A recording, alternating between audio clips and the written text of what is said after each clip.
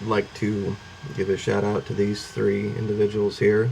Um, Someone going by student account, someone going by Rachel, and someone going by Benji888578.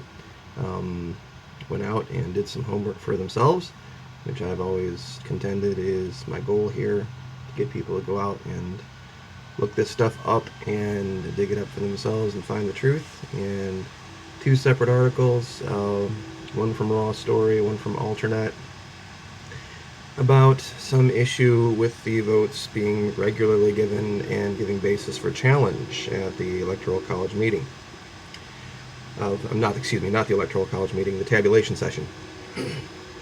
Um, I read through both of these articles, and while it is cause for curiosity and could definitely give a basis for challenge, there could be a couple of little road bumps in this, and I don't want to pour water on anybody's party or anything, but the issue with the Electoral College that I had always made going in was that people were going to stand on principle and use their power and authority as electors to disqualify the man based on his moral issues and his issues from his past and the lying and all of the double dealing, and that the people, especially in the Republican Party, would stand on principle and make a principled decision.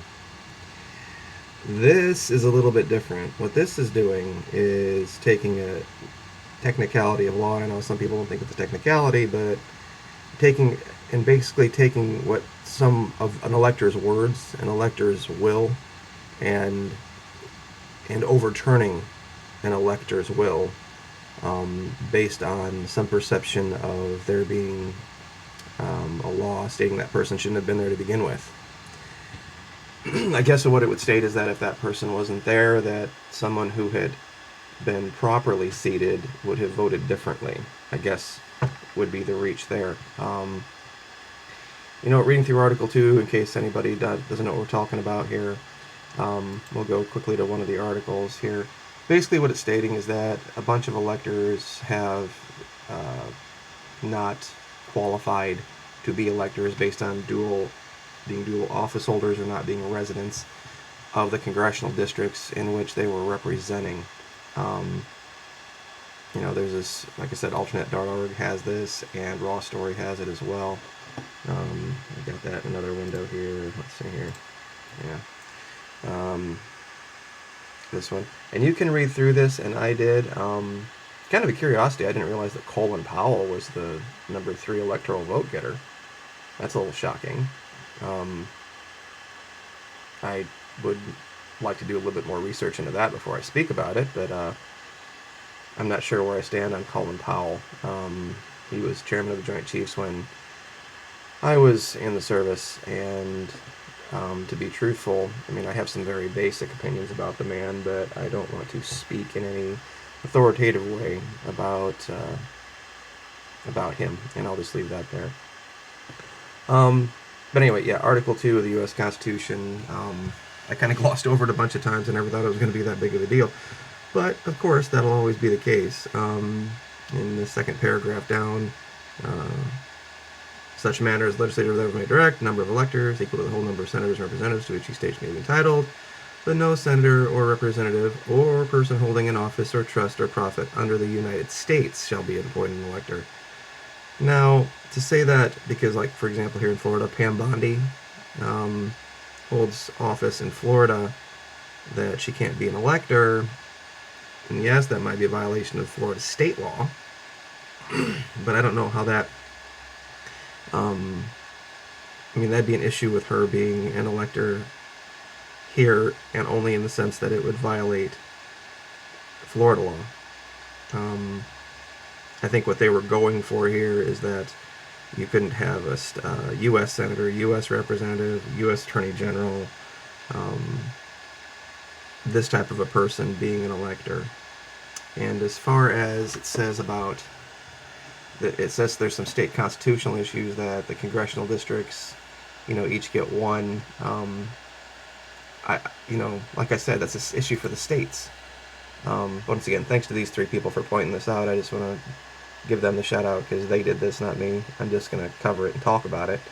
Um, you can read through this article for yourself, and I wish I could get excited about this. I mean, I really do. But my one issue with this is it goes back to the Electoral College.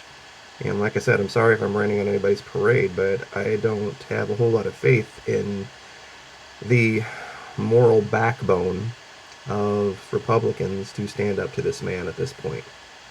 Because they've had opportunities over and over again, and I hope they do. I mean, I hope that there is somebody in the Senate or the Congress that's going to have enough guts to stand up and do this based on moral principle, not because they think somehow it's going to be a good political decision. If there really truly is some legal issue with these electors being seated improperly, and that that goes to the difference between legal and constitutional, and there is a distinction there. That if the state of Florida did something to violate Florida law, or some other state did something to violate Florida law, that's between Florida and its electors and the people who were in charge of the process. But I don't know that it could ever rise to a violation of the Constitution, because it says under trust or profit of the United States. And I think that honestly just means you can't be any member of the federal government at the time. You have to think back to when this was originally written. The people that would have been electors more than likely would have been members in the government of the state in some form, because most people at that time weren't, involved. They were, we were an agrarian society, and there weren't people that in the vast population that even knew how to read, much less go be an elector or understand political proceedings. So if there were people that were educated and had that level of education, more than likely they were holding some kind of office somewhere. And like I said, I could be totally wrong about that. These people could be dead on, and great. Thanks to Raw Story, thanks to alternate.org for looking into this and pointing this out. And this is something where I'd love to have egg on my face if they do use this to somehow throw this election out. I think they're going to have a bigger hurdle to climb over with the fact that people are going to say, well, it's a technicality, and it's the will of the people was that Donald Trump be president. They're going to have that argument to make, because this will be something where it's going to be splitting hairs about who can and who can't be an elector. Basically what you would have to say is that is if there were electors that from the Republican Party that weren't dual office holders, that they would have voted differently. And that's the argument that you would have to make. And if that, I don't know how anybody could really make that argument given based on what we saw. I mean, I truly believe that there was vast division within the Republican Party, at least among its electors, based on what I had observed from statements made by U.S. senators, U.S. congressmen, states governors, and they very well might have had issues with the man. But that it didn't translate into the Electoral College shows one thing. Either what they were saying they didn't believe, or they believed something and didn't have the guts to act on it. And in either one of those cases, that doesn't portend well for this. What these people obviously are concerned with doing is what Donald Trump does. Stick his finger in the wind and find out which way it's blowing and jump out in front. And that's not leadership. That goes to why I like Mike Pence in my last video. So, like I said, it would be great. It would be fantastic if somehow there could be another choice than this man, but going down this road is going to be a much steeper climb, and it's going to have a lot more peril fraught than the Electoral College standing against the man. So, anyway, hope everyone's having a great day. Sorry I had to miss today. Just a lot going on, so I will try to cover this and deal with this as much as I can, but God bless. Thanks.